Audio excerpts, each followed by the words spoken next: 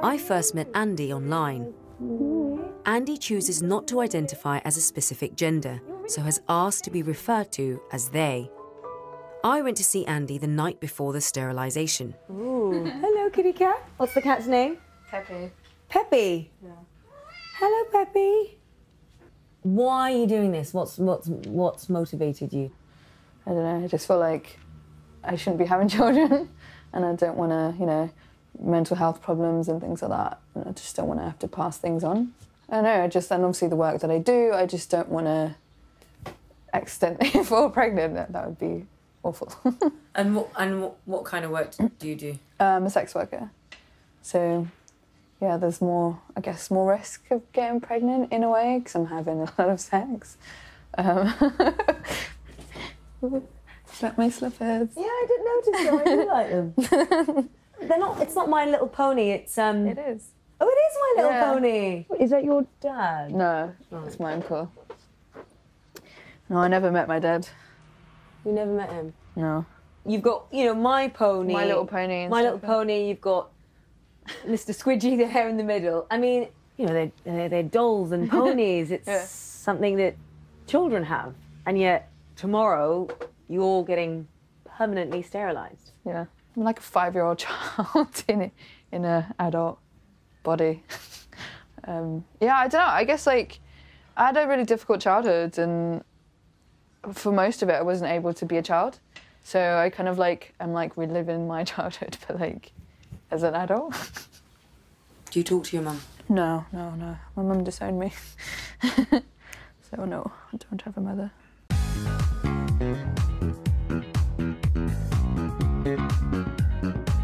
The New Zealand Shooters Manifesto was titled The Great Replacement, a reference to the Great Replacement conspiracy theory that the far right has believed in for quite a while now. The basic premise is that the unfettered immigration of non-white people into white-majority countries, alongside a socially engineered cultural shift towards white people not wanting children, will eventually lead to the replacement of the white populations with non-whites. Or so the theory goes. The theory itself is taking center stage due to the aforementioned shootings right now, with the New York Times calling it a racist, sexist doctrine. I don't see how it could be sexist, but racist? I'd say that's probable. However, I don't think anybody actually expects a serious, unbiased analysis of the facts from the New York Times anymore. To the left-leaning media and the SJWs on their staff, the Great Replacement is racist because it's a rightist take on race relations. The facts of the theory don't actually matter. And unfortunately, the right is the only group at the moment actually having the race discussion. The left simply calls you a racist if you even entertain the idea of an open discussion on race. And while that might have worked a decade ago, everybody's becoming pretty numb to being basically called a racist nowadays. So, without a reasonable alternative from the left that doesn't boil down to slanderous lies, the Great Replacement theory continues to propagate. Natalism is a problem that affects everyone in the world. Anyone who has been born is a victim of childbirth. So let's look at some facts. The UN commissioned a study on the topic. Replacement migration. Is it a solution to declining and aging populations? United Nations projections indicate that over the next 50 years, the populations of virtually all countries of Europe as well as Japan will face population decline and population aging. The new challenges of declining and aging populations will require comprehensive reassessments of many established policies and programs, including those relating to international migration. Now, this is actually the conversation that needs to happen. There's a practical concern regarding replacement fertility in Western nations right now, and immigration is one possible practical answer. In my opinion, it's not a very good answer if it comes at the expense of social cohesion. In the past, when various populations migrated to the United States or Canada or whatever, they did so in order to become Americans and Canadians. Yeah, Chinatowns and Little Italys did and do exist, but in a couple of generations, most of those people integrated. Frankly, if we're not taking in people from culturally similar nations as our own, and the people that we do take in aren't willing to assimilate into our host culture over time, it's going to cause a lot of problems down the road, regardless of the race of the people involved. Race is ultimately a non-factor if people move to America to be Americans, not Americans. Of course, to even discuss this topic in any way other than being an open borders advocate makes you a racist in the eyes of the radical left. And so, despite its flaws, the Great Replacement theory marches on. So when are you guys gonna have babies? I don't even think about that. You don't? No, Jay. You're like, dude, like I don't want to have a kid right now, and she's like, I want to have babies. Or no? No, not really. Not at all. When are you guys gonna have kids? Never. Alongside immigration, the other half of the theory is about the white birth rate. Without a sustainable birth rate, non-white immigration into white countries will effectively breed out the white race. At least, this is what proponents of the Great Replacement theory believe. But disregarding the fact that even with the low fertility rate, there's more white people alive today than there ever has been in the history of the world, there's also the fact that a falling birth rate is not a uniquely white phenomenon. And I'm not just talking about Japan and South Korea and Taiwan, places that sport some of the lowest fertility rates on Earth while simultaneously consisting of Asian, not white populations. But we're seeing the beginnings of a substantial birth rate decline in half of the world's nations, and that trend doesn't seem to be reversing. Now, for example, if you were a white nationalist and you took a look at this graph, it would be all doom and gloom, wouldn't it? Replacement fertility rate is 2.1. Your average woman needs to have 2.1 kids to keep the population growing. Below the 2.1 line are a bunch of European and Asian countries, and above it are a bunch of African and Middle Eastern countries. And if you were that white nationalist, you'd say the writing's on the wall, and confidently close the study, secure in your thinking. But the very next graph shows fertility rates over a 50-year time span, and it paints a clearer picture. Yeah, Kenya's fertility rate is 4, but in 1970 it was 8. Botswana's gone from 6 to 3. South Africa's gone from 5 to 2.5. Across all human populations, regardless of race or culture, fertility rates tend to decline as technology and education continues to advance. It's no secret that the Third World is finally beginning to enter the modern era, nearly a century after we did, but it's now happening. So why wouldn't their birth rates also be dropping towards that dreaded 2.1 mark over time as well? White and Asian majority countries got there first, because white and Asian majority countries also became technologically advanced and educated first. But in at most 100 years, the Third World will face the same fertility problems we're facing now. Sorry, alt-right, but I don't think your dreaded brown horde is coming. But I think it's a very bad idea to have kids, especially nowadays, in this modern era.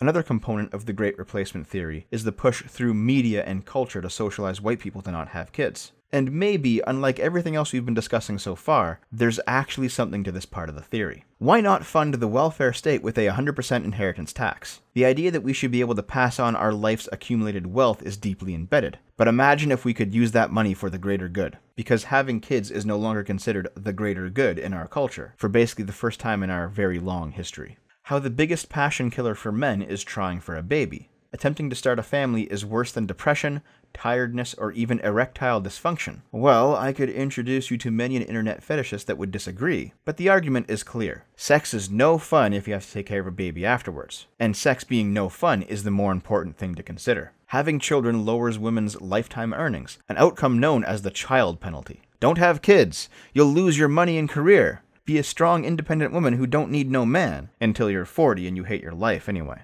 Americans value equality more at work than equality at home. Hey women, hear that? You're only considered equal if you're not a stay-at-home mom. If you value equality, you'll forget all about that pesky family thing you've been wanting. Is it unethical for people to pass their wealth on to their children? Give it all to the state. Your family is subordinate to the nation. Your property rights don't matter. Just don't do it. Why you shouldn't have kids. So your friends are accidentally, on purpose, having children, giving each other rings, and doing beautiful, real, rewarding things. This is why you're not. This article's particularly special. Of course, it's from Vice. Maybe you're like me, in your late 20s and starting to feel like you're in the autumn of your life. Okay, maybe not autumn, but summer is definitely getting colder. The drug taking and regular baggage-free sex is slowing down.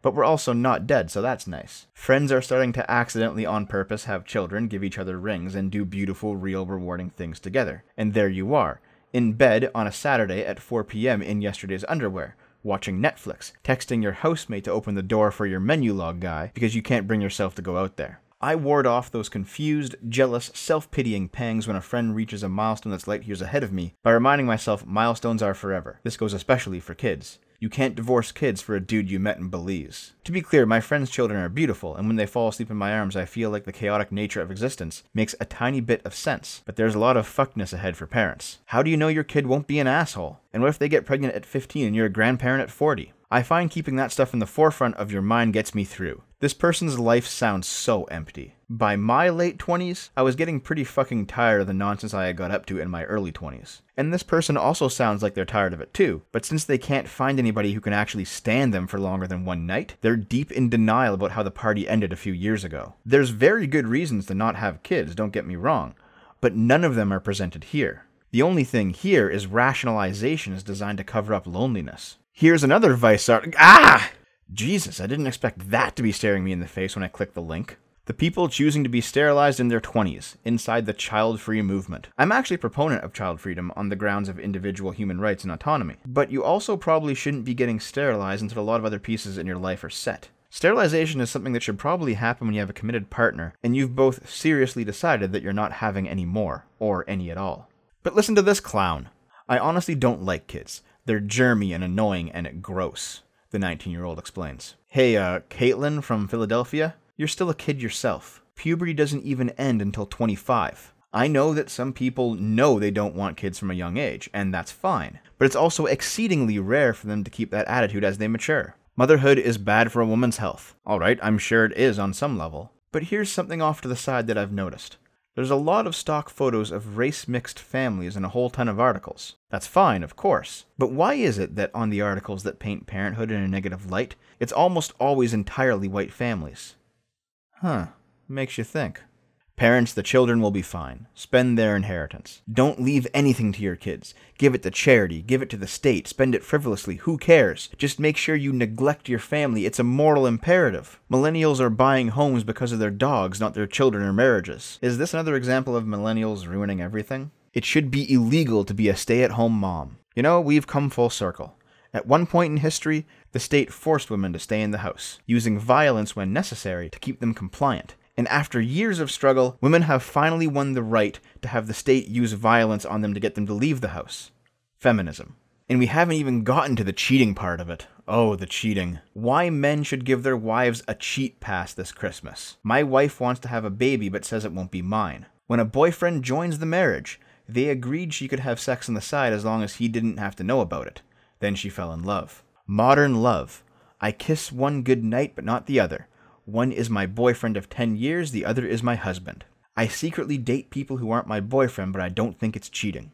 Alright, allow me to set the stage. Let's say you're a shitty female journo, living in your hyper-left urban bubble. Empowered by the feminarchy, you enjoy sexual encounters behind the back of your soy boy beta male boyfriend. And despite your best efforts, you're both close to being discovered, and there's some deep, dark, problematic part of you that feels guilty about what you've done. Do you A, come clean like an adult, face the consequence of a messy breakup, but use the opportunity to polish yourself up and work towards a healthier way of living? Or B, write articles normalizing infidelity in the hopes that society will take your side in being an absolutely shit human being? And we've got everybody's favorite drool sock, Ocasio-Cortez, asking the tough questions. Is it okay to still have children? Well, maybe not for you. Ocasio-Cortez, the private citizen, is free to have as many shitty takes as she likes. Ocasio-Cortez, the elected official, has no business asking whether or not it's appropriate for the population to be reproducing. That is not the domain of the government. And yet, things are now trending that way. Gay and trans lessons for primary school students. In my opinion, it's probably a bit young to be learning about anything sexual at the age of 5, gay or straight. But you'd be a bigot if you objected. Just like how this dad was a bigot because he objected to his kids having to write about their conversion to Islam as a school assignment. If there's one part of the Great Replacement theory that actually holds water, it's the push to normalize not having kids. They began by attacking masculinity and fatherhood like it's inherently flawed and always toxic. And now they're coming for motherhood and femininity like it's a social, financial, and existential burden on women's equality. It's a genderless blob agenda, where men are like women and women are like men. Where children are encouraged to be gay or trans at the drop of a hat, and if you object, the government takes them away because they aren't your kids, they're the state's kids. Where wanting to be a stay-at-home mom is problematic,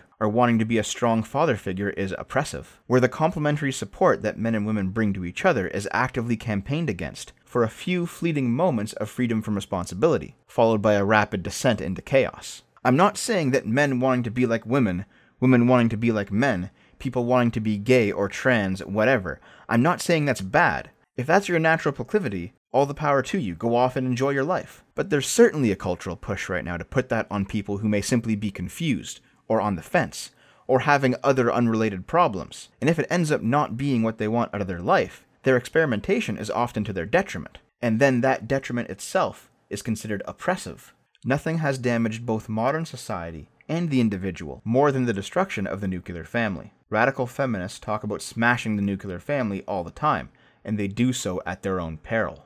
Reasons like these, many more, and the fact that I don't like to leave things of this magnitude to chance, all informed my decision to become surgically sterilized.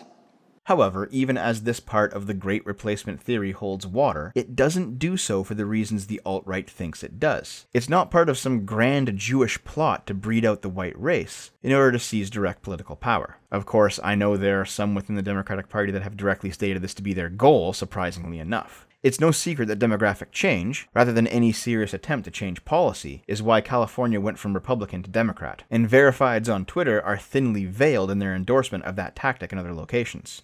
In Why the Announcement of a Looming White Minority Makes Demographers Nervous, Dr. Myers watched as progressives, envisioning political power, became enamored with the idea of a coming white minority. He said it was hard to interest them in his work on ways to make the change seem less threatening to the fearful white Americans, for instance by emphasizing the good that can come from immigration. It was conquest. Our day has come, he said of their reaction. They wanted to overpower them with numbers. It was demographic destiny. And you know what?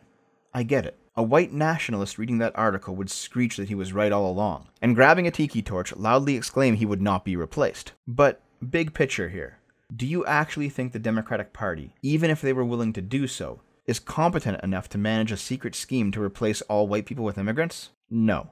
They're not even competent enough to win elections while having decisive advantages. There's a simpler solution to everything the Great Replacement talks about. In terms of the overwhelming media and culture push, normalizing not having kids, through cheating, through transitioning, through just not having them, it's less likely to be a Jewish conspiracy to lower the white birth rate, and more likely to be yet another social justice push at equalization. If all modes of living are morally valid, then they all need to be represented equally across the population. Of course, that's wrong for other reasons, but with the fringe exception of the don't perpetuate whiteness, stop having white babies crowd, it's not about white fertility. We've already seen that technology and education have a far greater impact on everybody's fertility, and that a massive population crash across all races is on the way. And as for the media push, it really just seems to be a bunch of lonely, guilty individuals trying to justify their loneliness and their guilt. In terms of immigration, while there might be racist lunatics in the SJW wings of some political parties masturbating to the idea of a white genocide, they lack both the power and the competence to actually pull it off. It's far more likely that unfettered immigration is a corporatist push to lower the cost of unskilled labor by flooding the marketplace with able-bodied workers, and the social, cultural, racial, and religious consequences of that action simply don't matter to them. But some people see all of this and take the shortcut to white replacement. Why is the CBC telling Canadians to have fewer children to reduce our carbon footprint, while at the same time advocating for increased immigration to make up for declining birth rates? If having fewer people in Canada is good for the environment, why bring in 1 million new people per year? That's a fair question. The answer is probably something like the common question of, why have your own kids when there's orphaned ones out there who need to be adopted? There's a clear difference between people who don't yet exist and people who do but live somewhere else. This doesn't make me an advocate for the migration of 1 million workers a year into Canada from Islamic countries, but this person is asking the wrong question. Approaching the problem from this angle makes you incapable of offering any real solutions. In the end, regardless of any other factor, there will always be a percentage of the population that will never have kids, no matter how easy their society makes it to have them. And conversely, there will always be a percentage of the population that will always have kids, no matter how hard their society makes it to have them. And both of these things are fine. People are free to do what they like with their lives, even if they choose to lead lives completely devoid of meaning. I'm not saying that having kids is the only path to a meaningful life. There's obviously others. But having kids is very clearly one common path that applies to almost all people on the planet. And this is coming from somebody who doesn't want kids himself. But if the complaint is that white people aren't having kids anymore, we don't need to look at absurd claims like Jewish conspiracies or waves of hostile immigrants or whatever. Framing the conversation in this way is a non-starter. Liberalism holds that the individual is more important than the group, that individual human rights constitute a functioning society's first priority, and that seemingly paradoxically, through exclusive protection of the individual, the group also ends up being protected. Enshrining the supremacy of the individual allows the group to flourish. Other competing political philosophies that begin with group rights sacrifice individuals in the name of the group, and ultimately cause the failure of the group in the long term anyway. If, in a free society, the goals of the individual and the goals of the group are not in alignment, and I do think the alignment of the two forces, rather than one being subservient to the other, is the proper way to conceptualize this, then individuals will be less likely to want kids. Swinging too far to the individualistic side of things leads to an over-reliance on rights, as important as rights are. cultivating a type of narcissism where people are unwilling to give up their position as the center of their own lives to a hypothetical child. On the other hand, swinging too far to the collectivist side of things leads to an authoritarian state, where the structure of the nation is willing to consume its own populace in order to maintain its bureaucracy. And we've seen that under exceptionally harsh conditions, human fertility falls as people wait to have kids, hoping the future will be better. Unless the state forces all women to be constantly pregnant, the way that Romania did, for example, which leads to its own particular horror show. But when the interests of the individual and the interests of the group align, not only does the birth rate improve, but so does investment, education, entrepreneurship, technological advancement, basically most of the domains required in order to have a fulfilled life. The alt-right may be a great lover of fascism, but ironically enough, their goal of an improved birth rate would be fulfilled not through the heavy hand of a tyrannical regime, but by a non-interfering, night watchman-style, democratically elected government. The theory of the Great Replacement is a joke. It identifies problems, though not accurately. It fails to identify the correct causes for those problems. And it offers solutions to those problems that are not only wildly incorrect and dysfunctional, but that also lead to bloodbaths, as history has unfortunately shown us. For as much as both Nazis and communists hate liberals, liberalism is the only political ideology compatible with human life.